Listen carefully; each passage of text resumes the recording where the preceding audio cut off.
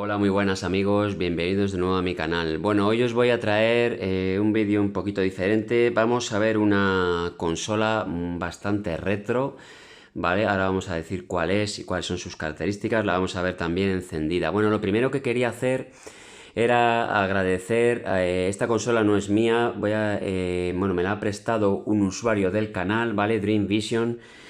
Bueno, pues desde aquí lo que quería hacer era agradecer primero su préstamo, te la devolveré, ¿vale? Evidentemente. Pues nada, muchas gracias de Envision por tu préstamo. Bueno, ¿qué consola es esta? Esta es la consola Atari Lynx. Lynx en español, bueno, es Lince.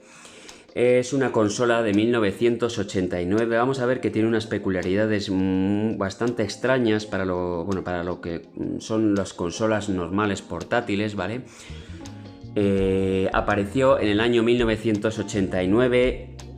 Atari compró un proyecto de una consola que no llegó a salir, que era un proyecto que tenía la empresa Epix para una consola que querían sacar en el año 87, pero finalmente no llegó a salir y compró este proyecto y fabricó su propia consola, ¿vale?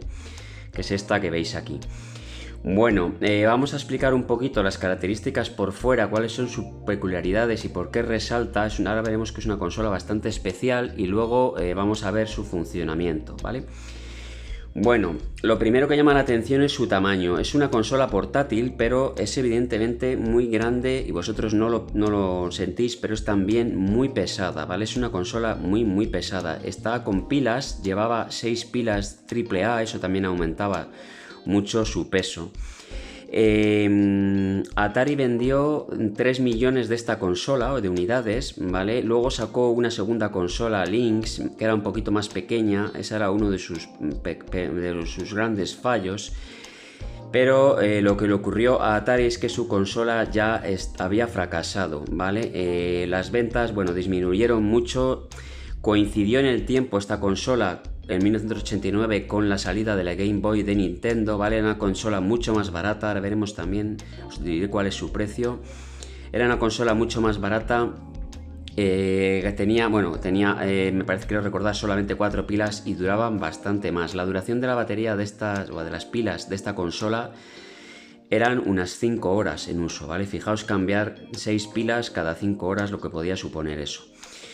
Bueno, la consola Lynx 2 apareció un poquito más tarde, vendió otras 2 millones de unidades, en total se vendieron 5 millones, ¿vale? 3 y 2, pero evidentemente la consola finalmente fracasó. Bueno, ¿qué características tenía esta consola? Aquí por fuera podemos ver. Bueno, montaba, veis aquí, una pantalla. Esta pantalla, ahora la veremos encendida, era especial. Esta consola fue la primera consola que montó una pantalla LCD en color, ¿vale? Una primera consola portátil, fue la primera de todas. Tenía retroiluminación, ¿vale? Ahora la veremos. Tenía una cruceta, veis aquí 4 botones, ahora os voy a explicar por qué son 4 botones, ¿vale? A y B, y aquí si os fijáis también son A y B. Tenía botón de encendido y botón de apagado y los botones de, bueno, pues los botones típicos para configurar nuestros juegos. Y por la parte frontal también veíamos el altavoz. Bueno, por la parte de arriba tenía una rueda de volumen, ¿vale? Suena bastante fuerte esta consola. Llevaba una entrada, bueno, una salida de auriculares y luego veis aquí esta salida, o más bien es una entrada del puerto Comlinks. Esta consola podía conectarse a través de este puerto a otras 8 consolas y jugar todas en línea, ¿vale? Era una cosa totalmente novedosa. También se podían conectar otros dispositivos, ¿vale? Y luego tenía una entrada, evidentemente no siempre se podía jugar con pilas, una entrada de alimentación de 9 voltios, ¿vale? Bueno, por la parte de abajo tenía nuestro botón de contraste, y bueno, además de contraste de brillo de nuestra pantalla. Ahora estaba en una posición un poquito incómoda y a veces, bueno, le girábamos sin querer y nuestra pantalla pues perdía brillo, se apagaba y no la veíamos. Bueno, por aquí, ¿qué tenía por aquí? Bueno, veis aquí arriba un cartucho de este juego, evidentemente de esta consola. Esta consola funcionaba con cartuchos, ¿vale? Los cartuchos tenían una capacidad de almacenamiento normal de 128K, algunos juegos llegaron a abultar 512, ¿vale? Era un cartucho con un montón de contactos, entraba bastante duro Y había una pega, y es que los primeros cartuchos, este fue ya de la generación posterior, eran planos, no tenían nada y eran difíciles de extraer, ¿vale? Luego hicieron un uñero para poder extraer, pero aún así no eran fácilmente extraíbles y acabaron haciendo esta curvatura para sacar el cartucho de la consola. Bueno, pues estos son los cartuchos, ¿vale? Tengo solamente 2 juegos, entonces probaré estos 2 juegos. Bueno, por detrás tenía nuestra tapa de pilas, ¿vale? También funciona si la compráis con baterías actualmente. Bueno, veis aquí nuestro modelo de consola Atari 9 voltios PAG 0200, ¿vale? Made in Taiwan, nada de Made in China. Bueno, ¿cuáles son sus características? Hemos hablado un poquito de la pantalla, 3,5 pulgadas. La pantalla podía manejar una resolución manejaba una resolución de 160 por 100, creo recordar, 120, 102 píxeles, ¿vale? Era poco, pero bueno, en esta época era una pantalla muy avanzada. Tenía un procesador, es muy curioso porque esta consola llevaba un procesador CPU a 8 bits, pero luego el procesador gráfico trabajaba a 16 bits. Era un procesador muy avanzado para la época.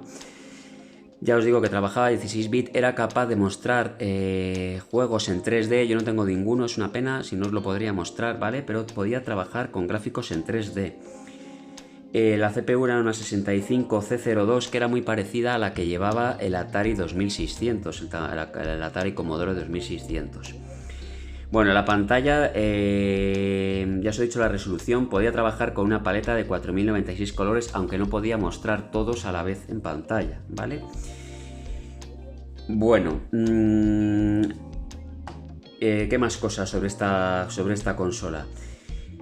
Bueno, pues nada, ya os he dicho, creo que recordar que se vendieron 5 millones de unidades, ¿vale? Aún así, podrían parecer muchas. Era una consola muy cara, costaba $180. En el año 89 eso era bastante dinero. Aquí en España unas 32.000 pesetas, ¿vale? La Game Boy era más barata, no recuerdo ahora el precio, pero era bastante más barato que esto. Bueno, pues vamos a encenderla y vamos a ver cómo funciona.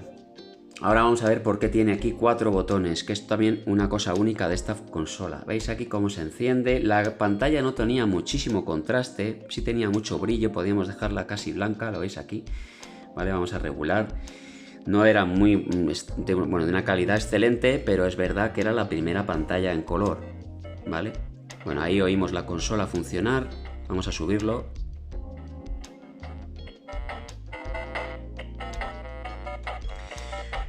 Bueno, pues le damos a jugar.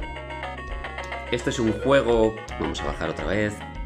Es un juego que creo recordar que venía con la consola y era un juego de deportes, ¿vale? O tenía varios juegos de deportes a modo, bueno, los juegos de la Wii, ¿no? Bueno, pues vamos a poner surfing. Arrancamos nuestro juego y simplemente se trata de mover nuestro muñequito por la pantalla y hacer surfing y que la ola, bueno, pues yo soy muy malo, no sé jugar, ¿vale? Y simplemente pues ir moviendo nuestro muñeco, sobrevivir a la ola y hacer surfing, ¿vale?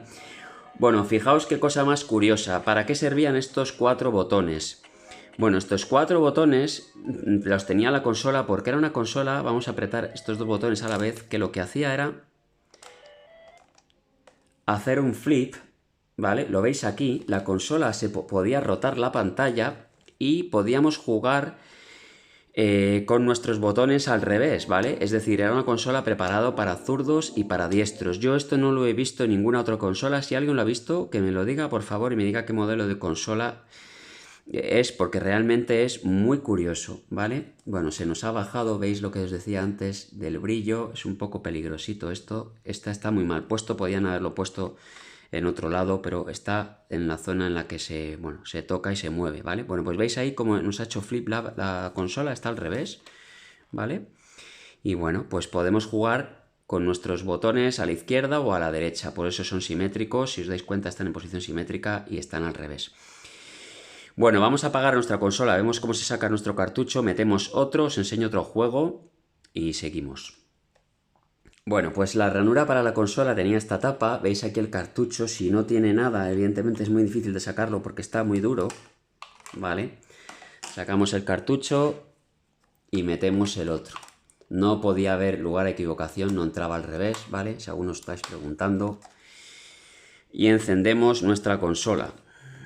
Es realmente muy grande, es bastante incómoda si la tienes un rato en la mano, ¿vale? Yo creo que fracasó fundamentalmente no ya por por la duración de las pilas, sino por lo grande que era. Esto es muy incómodo a manos de un niño, realmente sería muy incómodo de manejar.